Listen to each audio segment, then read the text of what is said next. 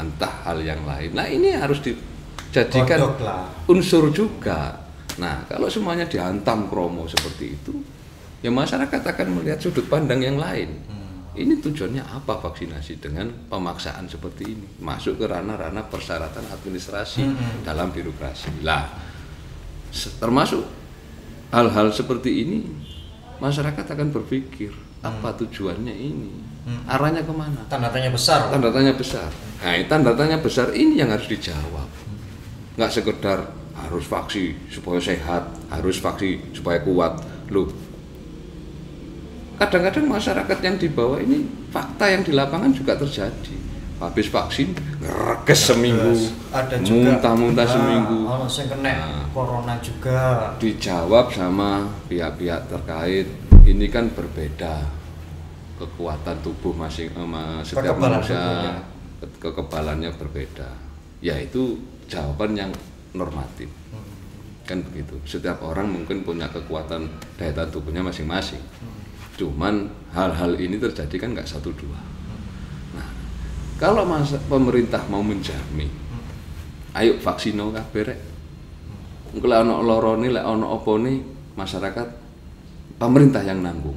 Saya rasa ini kan juga menjadi jaminan masyarakat.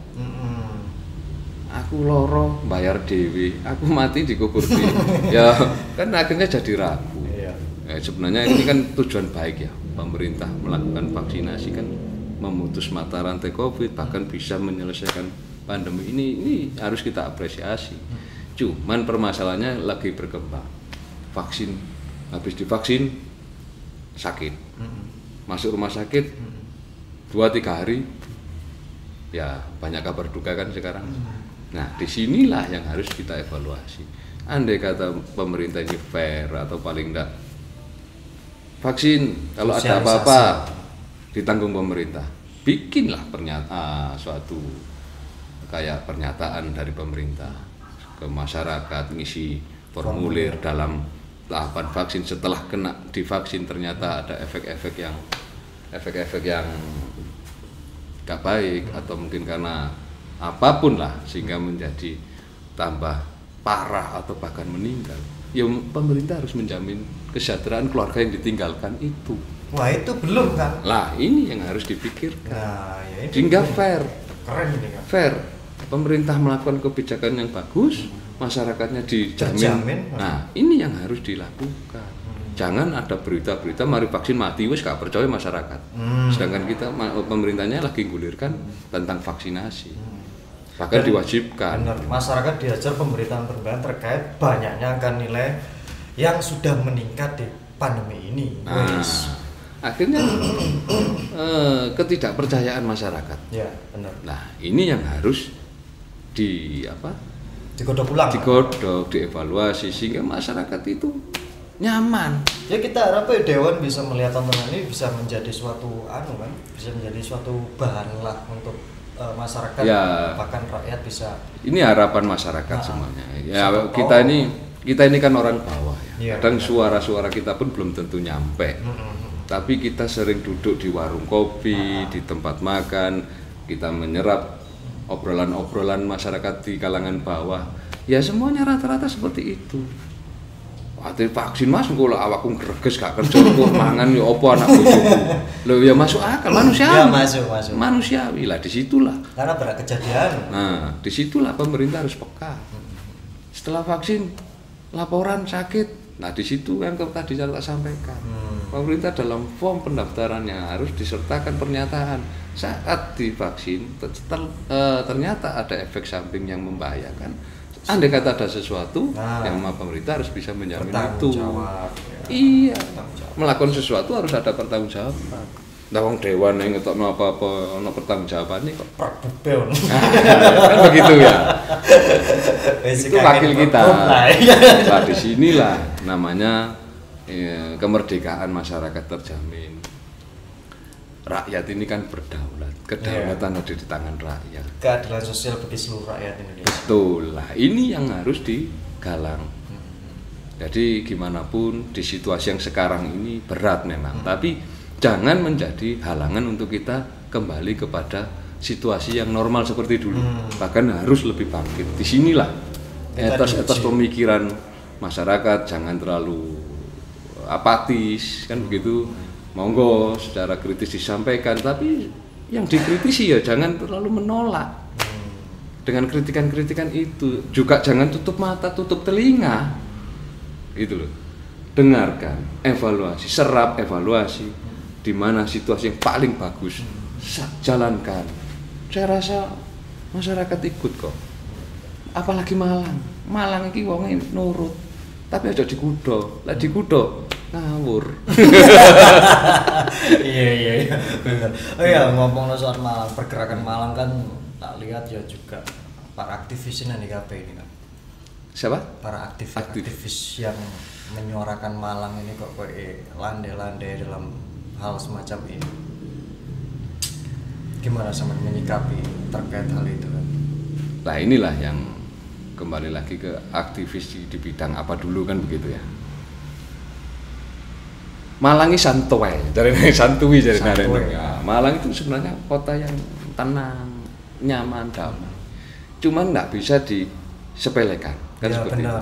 Nah, aktivis yang biasanya melakukan mungkin penyampaian, pergerakan, ya sebenarnya bukan tidak ada, termasuk rekan-rekan mahasiswa biasanya juga menyampaikan. Cuman sekarang ini situasinya juga nggak bisa dikategorikan gampang ya. Bayangkan kita ngomong tentang sesuatu yang cukup pedas, kritisi yang cukup pedas. Jangankan yang lisan, via medsos saja dikit-dikit ambil garu, ambil yang tidak cocok dengan pemerintahan ambil. Sedangkan kita ini kan bukan pemberontak, kita ini bukan orang-orang yang melawan. Kita hanya menyampaikan aspirasi kita. Tuh, lah inilah kebebasan bersuara, berpendapat ini menjadi tidak merdeka juga. Nah, ini benar-benar. Ini kemerdekaan ini akan menyinggung dengan hal-hal seperti itu tadi, berkaitan. Selama itu tadi untuk kebaikan. Ya mbok jarine wong Jawa mbok dirungokno. Ojo tutup mata, tutup telinga. Wong rakyat iki kudu mungsu. Rakyat iki yo sing kudu diayomi. Adanya negara karena adanya rakyat. Kan begitu? Iya benar. Nah, disinilah banyak, mohon maaf sebenarnya. Kayak negara iki ditata mek politikus ya. Nah, ini ngarah ini. Kok sampai statementnya seperti itu seperti apa? Nah, contoh, setiap kita mau ada pemilihan pemerintah daerah, pilkada, pileg, wabeh koyo nang rakyate koyo wis yo wae. Ini kan bahasa politik. Politikus kan melakukan itu ya sebenarnya sah-sah saja. Sampai terpilih. Kok gak mewakili akhirnya? Nah, ini kan pola gawe nih sing ngomong kan. Kan gitu. Pola gawe lah. Saya bagi sembako winginan nanti. Nah, saiki nang ndi? Akeh rakyat sing butuh iku. Iya benar. Nah, disinilah demokrasi politik yang menurut saya sudah harus mulailah ditata ulang ya. Jarine wong wis iki wis mlakune kok ngene, sing bener kok ngene. Ya, enggak salah. Karena butuh untuk menyampaikan visi dan misi dengan cara apapun silahkan. Ya, cuman gebiar-gebiar seperti itu kan cuman di momen-momen pilkada, pilkades, pilbub, pileg, pilpres. Terus apa rakyat iki kayak guyonan terus. Kayak pil-pil tok. Kayak pil-pilan tok. Dikai pil waras ora kata koplo.